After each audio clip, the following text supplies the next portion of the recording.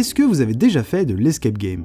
Ça, c'est la première chose que je demandais à tous mes clients quand j'étais Game Master, parce que le concept reste encore assez nouveau en France, surtout en province, et si la réponse était non, j'adaptais mon briefing et ma façon de les gérer pendant le jeu, puisqu'une équipe de néophytes demande forcément un suivi plus soutenu.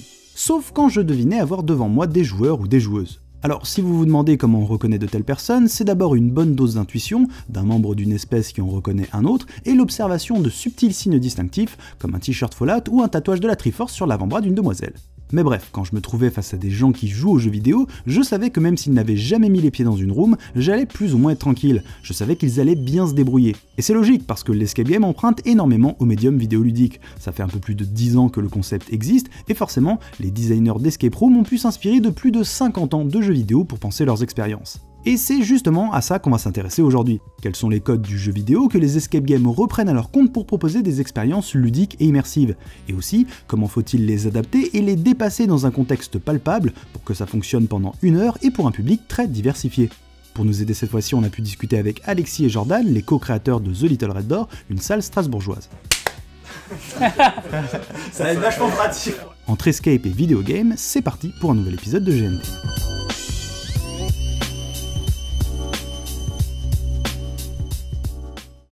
Pour rappeler brièvement le concept, histoire de ne perdre personne en route, l'idée derrière l'escape game c'est d'enfermer un groupe dans une salle thématique. Pour en sortir, en général en moins d'1 heure, il faut fouiller la salle, résoudre des énigmes et bien souvent réussir une mission en lien avec le thème de la salle.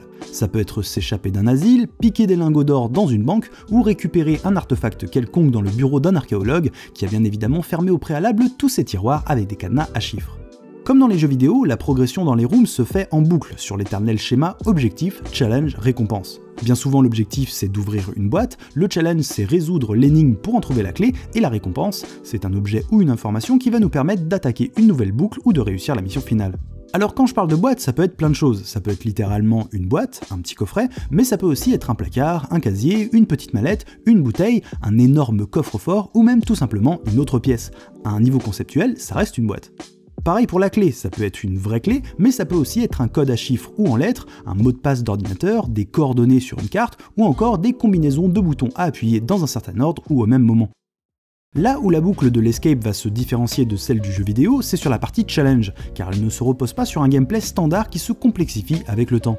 Par exemple, si vous prenez un jeu comme Hyper Light Drifter, au fur et à mesure, le challenge se renouvelle grâce aux nouvelles compétences qu'on débloque et par les compositions d'ennemis qui sont plus variées et plus fournies. C'est l'apprentissage et la maîtrise qui priment sur l'expérience. Dans l'escape game, ce n'est pas le cas, si dans le fond il y a toujours cette idée d'interaction sans notice, où l'enjeu est de comprendre plutôt que d'exécuter, dans les faits, les énigmes vont se reposer sur des idées ou des mécaniques complètement différentes. À un moment il peut y avoir une charade, et à un autre il peut y avoir un puzzle où il faut faire le lien entre deux éléments distincts. Ici il y aura un code à décrypter par une méthode spécifique, et là-bas il faudra rediriger des rayons laser vers un endroit particulier pour ouvrir une porte. L'intérêt de cette diversité est multiple. D'abord, ça permet de constamment surprendre l'équipe et d'éviter le moins de sentiments de redite au fur et à mesure qu'elle progresse dans la salle. Ensuite, diversifier, c'est aussi s'assurer que tout le monde pourra participer de manière plus ou moins équivalente. On a tous notre propre façon d'observer, de réfléchir, et forcément, il y aura des types d'énigmes avec lesquels on sera plus à l'aise que d'autres. Et on peut intervenir à n'importe quel moment puisqu'il ne faut jamais avoir intégré préalablement des mécaniques spécifiques pour résoudre une énigme donnée. Il n'y a pas d'apprentissage progressif, donc pas de raison d'être largué. Mais les designers d'escape room doivent toujours garder à l'esprit une chose, le temps. Comme je l'ai dit un peu plus tôt, dans la majorité des salles actuelles, il faut terminer le jeu en moins d'1 heure. Et même si tout le monde ne doit pas forcément y arriver, c'est important que les clients puissent au moins découvrir l'ensemble de la room et ses énigmes. Perdre c'est une chose, mais louper carrément la dernière salle cachée, ça fait un petit peu mal. Et malgré tout, l'idée c'est de passer un bon moment et de ne pas sortir complètement deg. Et c'est là que ça devient compliqué au niveau de la conception, puisque chaque énigme doit pouvoir être résolue sur un laps de temps assez précis et avec une marge d'erreur relative à l'ensemble des énigmes de la salle. Et comme dans le jeu vidéo, la meilleure arme pour arriver à régler ça, ce sont d'abord les playtests. Le truc, c'est que dans l'escape game, vu que c'est sur 1 heure de jeu, les bêta-tests, elles sont même pas importantes, elles sont primordiales, il y a même pas le choix. En fait, si tu te rends compte que les salles, 90% des équipes que t'as fait tester, ils le finissent en 1h30, c'est tout simplement que c'est trop dur, et là, tu peux baisser le niveau de l'énigme. Je dis n'importe quoi, mais imaginons que t'aies un objet A et un objet B qui vont ensemble, rien qu'en mettant un post-it avec un logo sur les deux, un truc esthétique un minimum, mais voilà, tu sais déjà que les deux sont en lien, tu viens déjà d'enlever peut-être 2 minutes de réflexion, et tu peux aussi complexifier. Tu peux très bien avoir, je sais pas, une vue de quelque chose, et cette vue elle est inversée, cette vue elle est brouillée, cette vue elle a du retard de 2 secondes à chaque fois, enfin quelque chose comme ça, quoi. Et tu peux aussi tout simplement avoir quelque chose que toi, techniquement, tu dois te souvenir et repasser à l'autre endroit pour le refaire, au lieu de l'avoir juste à côté, des trucs comme ça, quoi. Ensuite, un autre moyen pour s'assurer qu'une équipe s'en sorte, c'est d'encourager au maximum la coopération au sein de celle-ci. Plus les gens communiquent entre eux, plus les idées circulent et plus les énigmes seront résolues rapidement. Et pour que ça arrive, il faut travailler sur le level design. Les designers peuvent forcer la coopération en créant des énigmes étalées dans l'espace et qui nécessitent des communications orales ou des manipulations en simultané. Par exemple, il peut y avoir un ordinateur sur lequel un joueur doit lire des instructions pendant que son coéquipier les exécute sur un puzzle dans une autre pièce. Ça peut aussi être différentes énigmes placées à différents endroits mais qu'on peut résoudre en même temps. Ça favorise la circulation des joueurs et joueuses et ça les encourage à s'organiser et se relayer pour les résoudre au mieux. Et pourquoi pas carrément forcer l'équipe à revenir en arrière en donnant un objet spécifique qui donne une nouvelle dimension à un espace déjà visité. Le coup classique est celui de la lampe à UV qu'on peut par exemple récupérer dans une troisième salle et qui permettra d'interagir avec des objets auparavant sans intérêt dans les deux premières. Un peu comme quand vous débloquez le double saut dans un Metroidvania et qu'en revenant au début du jeu, vous découvrez une nouvelle zone en utilisant votre nouveau pouvoir. Enfin, en créant des entonnoirs grâce à des espaces un peu plus étroits, on peut s'assurer que l'équipe sera réunie à un endroit précis après avoir résolu plusieurs énigmes, histoire que tout le monde se mette à jour sur la progression et puisse se lancer dans une nouvelle phase d'exploration et de résolution avec tous les éléments précédents en tête. Mais quoi qu'on imagine en amont, il y a des choses que la conception ne peut pas prévoir et certaines énigmes restent intrinsèquement problématiques pour certains groupes. Il y a des choses des fois où c'est genre juste auditif, donc ça va être des types de sons. Et il y a des gens, il y a des gens genre ils font de la musique ou quoi, ils font ça en 2 secondes. Et t'as des gens, ils sont incapables de faire la différence entre une note et une autre. Et du coup, dès qu'ils vont entendre une note et qu'ils doivent le reproduire, ils vont passer, ça veut dire quoi, 8 minutes, 7 minutes, 8 minutes. Et là, tu tapes encore une différence sur ta timeline de 1 heure de quelqu'un qui va mettre 4 secondes et quelqu'un qui va mettre 8 minutes, quoi. Et c'est là que le Game Master trouve sa place. Au-delà de veiller au bon déroulement de la partie, que personne ne se blesse et ne casse le matériel, le maître du jeu va être la clé de voûte du design de la salle. Il voit tout et c'est lui qui va justement avoir la main sur la timeline et qui va pouvoir intervenir pour rythmer au mieux la progression de l'équipe. Si elle est un peu en retard et qu'elle patine, un petit indice bien placé permettra d'avancer et de remotiver les troupes. Et si c'est vraiment la galère, on peut même influencer sur l'organisation du groupe et faire des recommandations sur les énigmes à venir sans non plus donner la réponse. A l'inverse, derrière une équipe expérimentée, il faudra savoir se mettre en retrait, tout en restant attentif au cas où une énigme précise prendrait beaucoup plus de temps que prévu, mais que le groupe est bien dans la timeline parce qu'il avait de l'avance.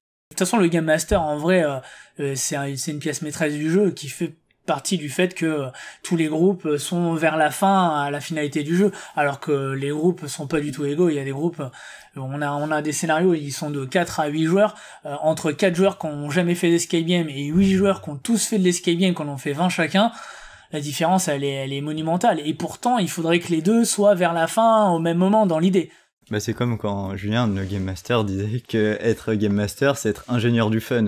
Le but, au final, c'est de rendre le jeu ni trop dur ni trop facile pour que ça soit fun au final. Et je peux vous parler en connaissance de cause, ça prend pas mal de temps pour arriver à ce niveau-là, pour être réellement à l'aise avec une salle et savoir quand et comment intervenir en fonction de la situation. Il faut savoir lire la progression de l'équipe, doser ses indices pour ne pas qu'elle se sente non plus complètement portée, et trouver la bonne formulation pour aider sans donner la réponse. À moins qu'elle ne soit dans un tiroir que personne n'a pensé à ouvrir depuis une demi-heure. Une progression basée sur une boucle, un level design travaillé pour encourager une expérience spécifique, l'Escape reprend pas mal de codes du jeu vidéo pour les adapter à ses propres problématiques, à savoir le jeu en groupe et la résolution d'énigmes diverses. Mais au-delà de leur côté ludique, l'autre aspect des escape games qui attire beaucoup de monde, et particulièrement les joueurs, c'est l'immersion. Dans l'escape game, tout est palpable, tous les sens peuvent être stimulés, la vue, l'ouïe, l'odorat, le toucher et le goût. Bon, en vrai, le goût, ça se fait pas trop pour des raisons d'hygiène, mais dans l'esprit, c'est possible. On est physiquement présent dans un lieu, et forcément, ça apporte aux concepteurs de nouvelles problématiques auxquelles les développeurs de jeux vidéo ne sont pas forcément confrontés. Bah c'est vrai que dans les jeux vidéo, t'es limité, le jeu te dit ce que tu peux pas faire. Par exemple, moi j'ai déjà eu un bonhomme qui court dans le vide parce qu'au final il y a un mur invisible et tu peux pas aller plus loin dans l'escape game. Les seules limites que t'as, vu que t'es vraiment dans cette pièce, c'est ce que tu penses que tu peux ou non faire. Donc c'est pour ça aussi il y a des consignes au début qui viennent du coup limiter le champ du possible. Dire par exemple qu'il n'y a pas besoin de détruire la salle, d'arracher le sol, d'enlever le faux plafond. Du coup c'est ça qui permet aussi de se structurer pour savoir un petit peu qu'est-ce qui est possible, qu'est-ce qui est pas possible. En plus, il y a des règles qui sont vraies dans certaines rooms et pas dans d'autres, ce qui force parfois les concepteurs à expliciter certaines limites, en plaçant par exemple des stickers avec une main barrée sur des objets qu'il ne faut pas toucher, comme des prises électriques ou des décorations très fragiles. Mais la meilleure façon de limiter le champ des possibles, c'est encore de trouver des moyens d'attirer le regard et l'intérêt des équipes sur les objets ou les mécanismes avec lesquels il faut interagir. Dans le jeu vidéo, il y a pas mal de techniques pour encourager tel ou tel comportement. On peut penser au loop-out verb dans Doom, qui jalonne le bon chemin à suivre, ou la couleur jaune dans The Last of Us, qui est toujours associée à des éléments avec lesquels l'interaction est possible. Dans les escape games, on emploie des techniques similaires. Par exemple, dans le manoir, tu vas avoir plein de bouquins, tu vas avoir plein de feuilles éparpillées ou quoi, mais tu vas en avoir par exemple une ou deux, imaginons, qui sont plastifiées. Si celles-ci sont plastifiées, tu vas savoir forcément que elles vont servir pour la mission ou ce genre de choses. Elles ont moins leur place, c'est un peu comme dans les jeux vidéo quand y a un truc en surbrillance, quoi, en gros. Donc du coup, tu vas sentir directement qu'il y a quelque chose à faire avec ça. Mais forcément, pour la cohérence et l'immersion, ce n'est pas forcément optimal. L'idéal pour les concepteurs, c'est donc d'arriver à trouver des énigmes qui soient parfaitement cohérentes avec le scénario de la salle. Par exemple, si le scénario se déroule sur un bateau pirate, on va peut-être s'attendre à devoir utiliser une carte au trésor, à ouvrir des coffres fermés par des énormes cadenas ou répondre à des devinettes d'un perroquet. Par contre, si on tombe sur une grille de Sudoku pour trouver un code spécifique, ça risque de faire un peu tâche. Alors ça peut paraître con comme ça, mais il faut éviter les anachronismes et surtout arriver à satisfaire les attentes des joueurs et joueuses qui projettent forcément leur imagination dans le thème qu'on leur propose. Aussi, de plus en plus de salles tentent de s'émanciper des éternels cadenas. C'est vrai que quand on arrive dans une salle et qu'il y a simplement une douzaine de cadenas qui ferment des tiroirs et des placards, c'est pas hyper excitant. Si le scénario ne justifie pas vraiment leur présence, non seulement les puzzles prennent le pas sur l'aventure, mais en plus, ça peut vite devenir lourdingue de devoir essayer chaque code qu'on peut trouver sur tous les cadenas de la salle. Mais au-delà des objets qu'on va pouvoir trouver, c'est bien du travail artistique et esthétique fait sur les salles que va pouvoir naître le sentiment d'immersion. Bah alors du coup, pour faire ton immersion, il faut stimuler les sens, on va dire. Donc alors oui, d'un côté, tu vas créer ton décor, donc tu vas, je sais pas, peindre, faire le sol, mettre des objets, etc.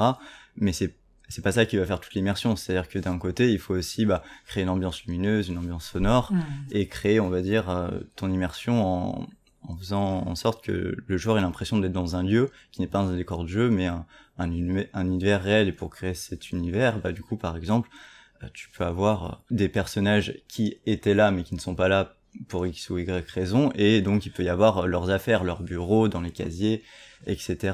avec, je sais pas, les photos de leurs enfants. Donc il y a l'idée de donner l'impression qu'il y avait ou qu'il y a des personnes qui sont pas là pour le moment, parce que par rapport, je sais pas, aux jeux vidéo, tu peux mettre des personnes qui interagissent avec toi, mais là c'est un petit peu plus compliqué. Donc il faut trouver un moyen de donner de la vie à ce décor. Et donc, tout simplement aussi en créant des fausses personnes, des traces de vie, que ce soit par, je sais pas, des enregistrements audio, vidéo, des cartes postales, etc., des écrits qui donnent l'impression que oui, tu es immergé non seulement dans un décor, mais dans ce monde-là que tu essayes de recréer. Donner vie à un univers par la décoration, raconter des histoires grâce à l'environnement et l'exploration de l'espace, des principes qui peuvent vous rappeler ceux du narrative design dont nous avions déjà parlé dans de précédents épisodes. Le narrative design, c'est l'ensemble des procédés narratifs employés pour amener le récit au joueur. On peut retrouver de très bons exemples de ces procédés dans Prey, qui brillent vraiment par l'histoire de son équipage, que le joueur raconte presque exclusivement à travers des indices visuels et sonores, puisque la majorité de l'équipage s'est faite massacrer. Il y a des audiologues, des mails entre les membres du personnel, des petites notes qu'ils se sont laissées les uns aux autres à certains endroits, et des mises en scène qui nous permettent de comprendre les moindres détails de la vie à bord, entre des relations amoureuses secrètes et des petites manigances pour profiter de la puissance des Typhoons. Mais l'escape game, de par sa construction physique, peut aller encore plus loin dans ses principes de narration. Imaginez que vous êtes dans un vieux manoir, dès que vous rentrez, vous pouvez sentir l'odeur du vieux mobilier, vous pouvez deviner la poussière qui s'accumule dans les coins, vous pouvez toucher des objets dont la texture vous renverra à des souvenirs de babioles dans le grenier de vos grands-parents, ou que sais-je encore. Tout ça est palpable, provoque des sensations, nous renvoie à des choses que nous connaissons, qui appartiennent au réel, et forcément, c'est une façon de nous attraper, de nous immerger auquel le jeu vidéo ne peut pas prétendre, en tout cas pas aujourd'hui. Et c'est d'ailleurs bien sur cet aspect que la concurrence entre les escape games se fait actuellement. Pour les concepteurs et les propriétaires, il faut toujours aller plus loin dans l'immersion, et les seules limites sont l'imagination et la thune.